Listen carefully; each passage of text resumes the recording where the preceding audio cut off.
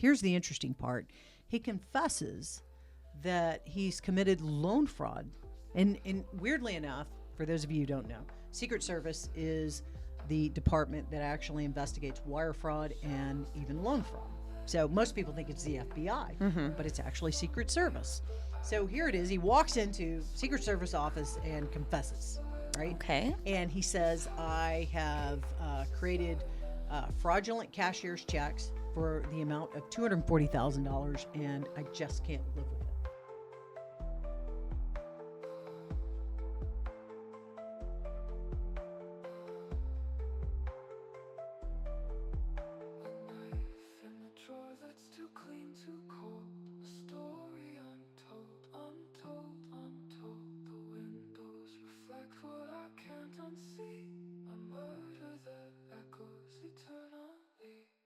Welcome back to Murder, Mayhem, and Mortgages. My apologies, Shep. It's okay. This is the real estate podcast where the fine print is sometimes written in blood. All right. And I am Robi, and we are real estate professionals who discuss some of the darker materials in real estate and bring to light these dark deeds that happen mostly in escrow. It's not all unicorns and rainbows. So what dark deed or tale do we have to tell today? Today, I am taking you to Hyde Park, St. Louis, where there's a gentleman named Michael Kelly. He was a 72-year-old man. He was a businessman and a landlord. His tenants would always describe him as kind of firm but fair. And so he would come by, and if you were late on rent, he would kindly remind you, but not really badger you. But he had come across a tenant that had just stopped paying his rent completely.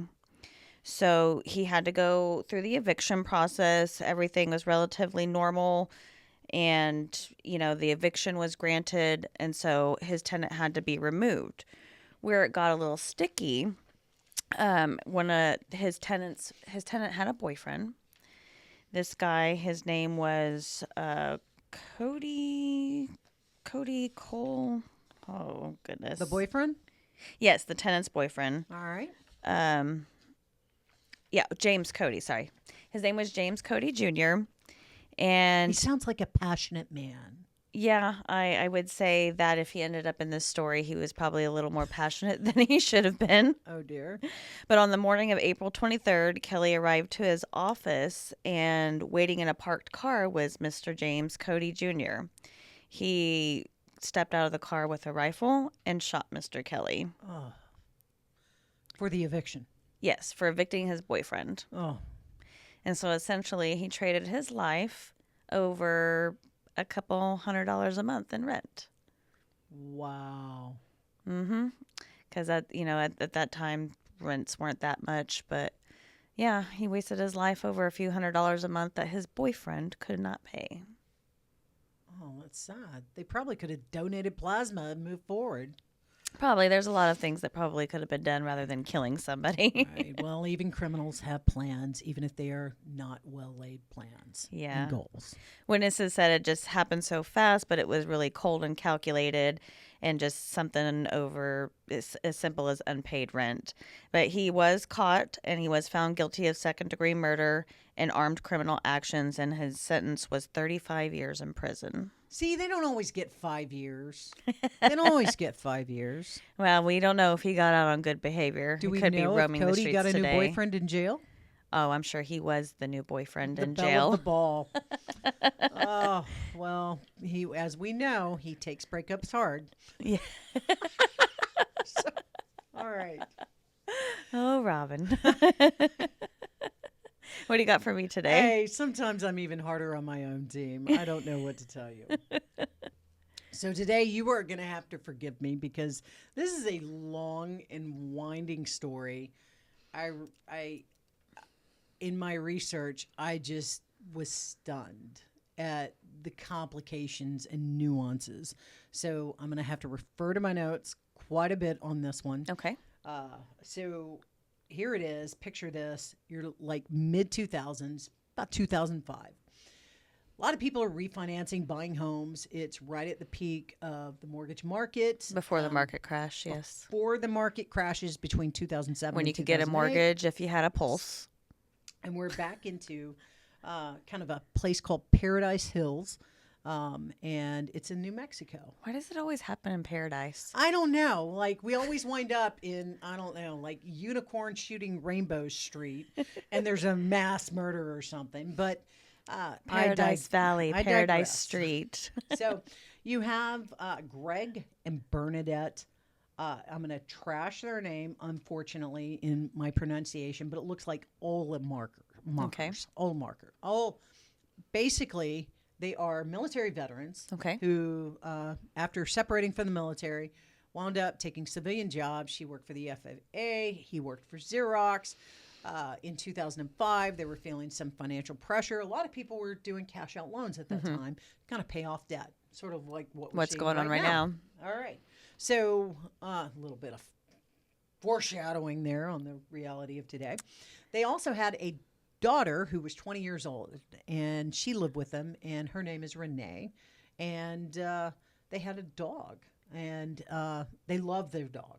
But they were just basically everyday, normal Americans wanting to refinance their mortgage. And here it is. They meet and enter into the picture this 47-year-old loan officer, and the guy's name, I mean, I can't believe he went by this, but Ron Santiago. And would you let me give you a quick guess of what, I mean, think of one of the biggest down the drain names of banking institutions back in 2005 with the Nina and the Countrywide Mortgage. Oh, yes, I have heard this story. Ron Santiago. The Countrywide scandal. Mortgage. So, but Ron was a respected loan officer, never did any crimes, didn't have any weird background checks, was married. He was a stepfather, very well respected dude, and was making solid income, almost six figures. But by all accounts, everybody really liked him and respected him, and so it's kind of weird, but here it is. He was their loan officer, and he had a conversation with the Olemakers. The Olemakers were not quite happy by the end of it because he tried to explain to them that they weren't going to get quite as much cash as they were expecting out of the transaction. That's usually how it goes, though. Yeah, and it's not anything out of the ordinary that we don't have as a conversation today, even, if values aren't in, or maybe if there's changes in loan programs, all kinds of things happen. Debt to income ratio problems. I mean, any number of things could go wrong.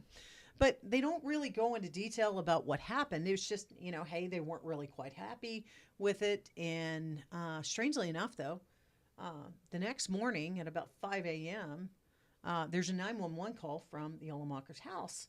And the wife, Bernadette, was just coming out of the shower. The husband was shot in the back. Oh, gosh. The daughter was home. She's the one that called 911. But she swears up and down that the dog didn't bark. She was calling for the dog, but there's no recording of it on the 911 call. Kind of a strange incident. And yeah. So, here the police are investigating, trying to figure out what the heck is happening. And suspicion kind of falls on the daughter because, of course, weirdly enough, I mean, like, they always focus in on the family. Was she older? She was 20. Okay. She was 20. Okay. So, and a college student. By all accounts, just kind of still at home. But she kind of acted a little awkward after their death. But I mean, what exactly, what is awkward after your parents are shot and killed normal? in the home while you're in the home? I mean, the cop said she was shaken and she was, desperately wanting her dog. But at the same time, like at the funeral services, she was texting people. Okay?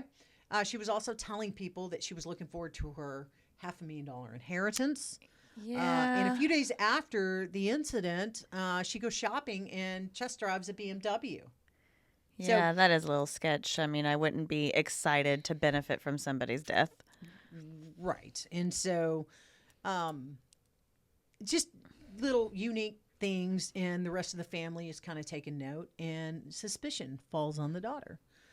And the cops, of course, are looking at her, and they ask her to take a Polygraph? polygraph test. Thank you. And the results were inconclusive, but they're not really sort of like, oh, you failed a polygraph test, you go to jail. That maybe she just lies about everything. It's just weird and bizarre. And even her aunt asked her, did you kill your parents? I mean, like, I can't even imagine having somebody ask me, did you kill somebody? No. I mean, like, it just doesn't seem like something I would do. And why would anybody ever ask? It just seems a little bit foreign. I would be offended knowing myself. So here it is. I'm picturing whether or not one of my aunts would ask me that. And I'm like, I would just be like, oh, get away from me, I mean, you would be offended. So it sounds like there's a lot of evidence, though, to maybe suggest that. And I might ask if that was the case, but I would ask for my case of, just tell me. Right. And I think that's what the aunt wanted, just a little bit of Closure. And why are you acting weird? I know that people don't respond normal to death and whatnot, but, this all seems a little bit blank and just bizarre. I mean, but as my dad used to tell me, he's like, hey, when you go to funerals, people are always going to pop like popcorn, meaning don't know exactly what to expect from them. Yes. All right. So best advice my dad ever gave me, I think, because it's hard to tell people how to respond and react. Everybody grieves in their own way. They never actually they go along and they never quite settle on the daughter. And the daughter just gets more and more frustrated with the family and winds up moving away and pretty much stops talking to the rest of her family. Again, looking guilty and just trying to move forward and move away. I mean, if you didn't do it and people were accusing you of it, I'd probably move away too. Right. So here's the thing. Moving forward, though, we're talking about in 2006, strangely enough, back to Ronald Santiago. He walks in to the Secret Service office. Okay, so here's the interesting part. He confesses that he's committed loan fraud. And weirdly enough, for those of you who don't know, Secret Service is the department that actually investigates wire fraud and even loan fraud. So most people think it's the FBI, but it's actually Secret Service. So here it is. He walks into Secret Service office and confesses, right? Okay. And he says, I have created fraudulent cashier's checks for the amount of $240,000, and I just can't live with it. And he is just beside himself. Okay? Interesting. And the Secret Service guy's like, man, you feel really bad about it. Are you like, and he's thinking he's suicidal or something, right? And even Ron's father thinks he's just like off his cork about it. And so Ron's father actually gathers all his little guns and stuff and gathers them and takes them away from him, right? So the whole thing is weird. Well, almost at the same time, there's another client of Ron's who actually shows up at the local police department. And they have some fraudulent cashier's checks, separate from what Ron's already admitted to. Okay. And they go in claiming Ron sliced our brake lines on our car. He knew we were going to go to the bank this morning and cash these checks, and the checks turned out to be fraudulent. So now there's a local crime. He's confessing at the Secret Service, and there's a local crime to where, oh my God, here it is. He's tried to kill another customer. So he unsuccessfully tried to kill them and thought by telling on himself he might be able to get away with something here. Hard to tell. I mean, like, we're going from a guy who does not have a criminal history, married, has kids, It just means he hasn't been caught for anything. And he's under a great deal of financials. Yeah, okay, I'll give you that. And just because, all right. Just because you don't have a record doesn't mean you're not up to no good, just means you haven't been caught. Just means you haven't been caught. All right. So here's the deal. Next up, the police, they actually issue out. I mean, this story goes on and on. It's just bizarre. So the police they execute a search warrant, and they get a search warrant, but they execute it after 10 p.m. at night. And it turns out you're not supposed to, in New Mexico, at the time of during these crime sprees, you're not supposed to execute like a search warrant in the middle of the night. It's considered bad and a bad public image. So they execute the search warrant anyway, and they find a case shell and a Rucker gun that matches the Ohlmacher crime. I kid you not. And so they're like, wait a minute. So, but he hasn't confessed. Not confessing to anything. He's like, only that he had a bad check. Yeah, I only wrote a bad check, and it was just for $240,000. But a very specific so number. Here it is. He's under suspicion of crime, and here's Renee, who has moved off, not talked to the family, and the family's confused. Like, did this dude do it? And why would he do it? Because, I mean, he was just the loan officer. And I thought she did it. And everybody's just a little bit baffled by the whole situation. So, but Ohlmacher gets, not Ohlmacher, excuse me, Ron gets some great attorneys, and it goes back and forth for years. It's literally moving forward through the entire mortgage meltdown and beyond. We're into recovery of 2014 before they actually bring it to court. Wow. And by the time, and originally they were arguing over whether or not the gun and the case, the shell, the expensed, shell casing, actually can be used in a court of law.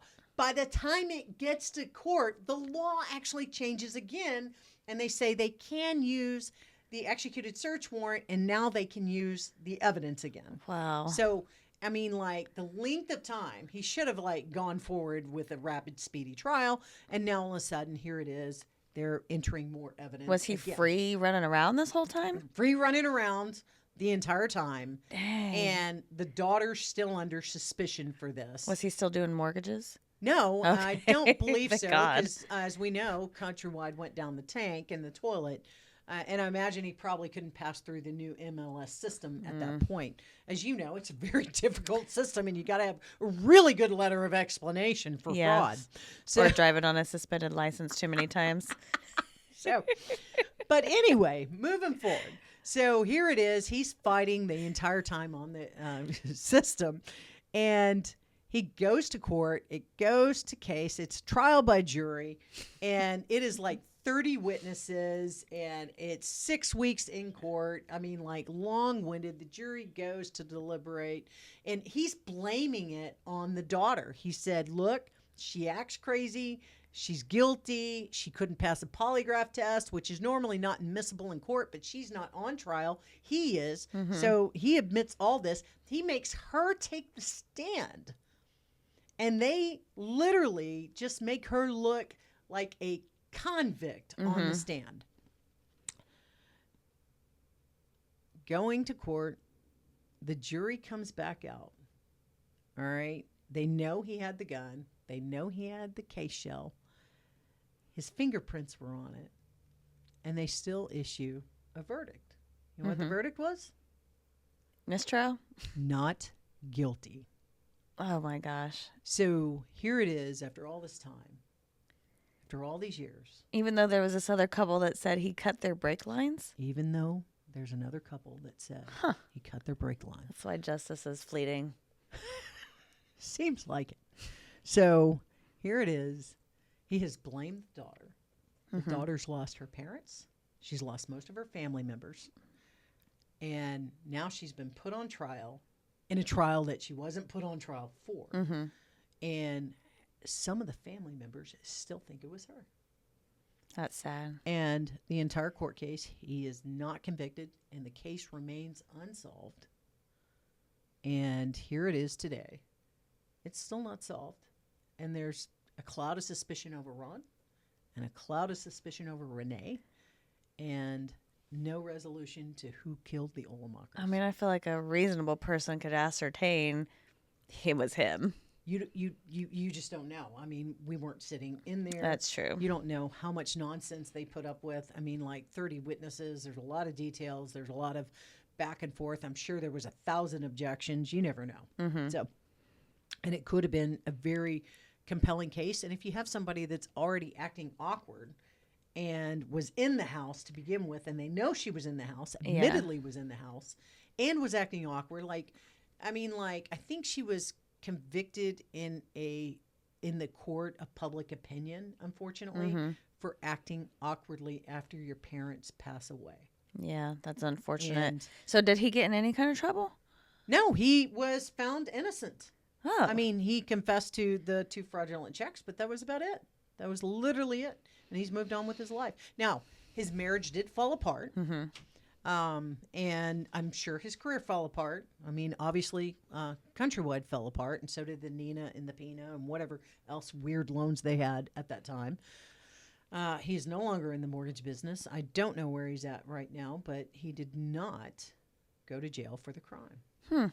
And so there is lies in question. It's an unsolved case, an unsettled murder. That's unfortunate. And a young woman's life was completely shattered by the event. That is unfortunate.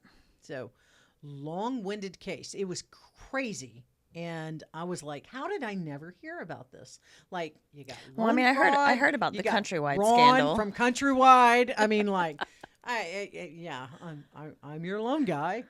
No. And I mean, like, I've never heard of a loan officer cutting the lines on a brake. I mean, like, I've heard of a loan officer tapping the brakes, but never a loan officer cutting the brake People lines. are very unpredictable. It is, and it's amazing what someone will do when they feel cornered or absolutely just desperate to move forward. And I don't know. I mean, in all my research, they never even discussed, like, specifically why. Was he cashing the checks? How was this fraudulent? You know, I mean, like, I wouldn't know how to produce a fraudulent check. I'd have to check and ask AI for that. You know, I mean, like, I wouldn't know. But I don't understand how he would have gotten the money or a financial benefit out of it. I just, or was he just a people pleaser that then decided to start killing the people? Did it say, like, those people that said he cut their brake lines, like, why? Did they say why he did that? But I don't know that there was enough evidence to convict him of the brake line thing. Like, how, I mean, was it because they were getting ready maybe to cash the checks and he would have been found out? Right, but I don't think they ever saw him slashing. Allegedly slashing. Yeah, I mean, allegedly. Allegedly. So, again, you know, Ron, if you're out there, give us a call. We would like to know why you... Give us your side of the story here. It's because I've got a couple of LOs that have no idea why you did it. Don't understand it as far as the checks. And the other stuff is just creepy, man. Yeah. So, but good news, since then, CFPB stepped in, and now it's a little more difficult to get your license. So. And a loan. Yeah, and a loan. Thank you so much. So, but there's reasons for that. I mean, you have to have more than a pulse these days, and 2008 is the reason for that. I did make a joke on our pipeline call the other day about the heartbeat loan, and everybody's like, what is that?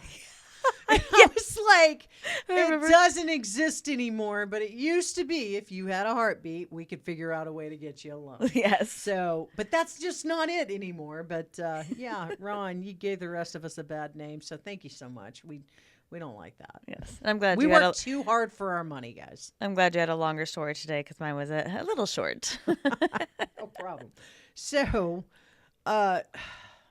ranking on murder, mayhem, and mortgages.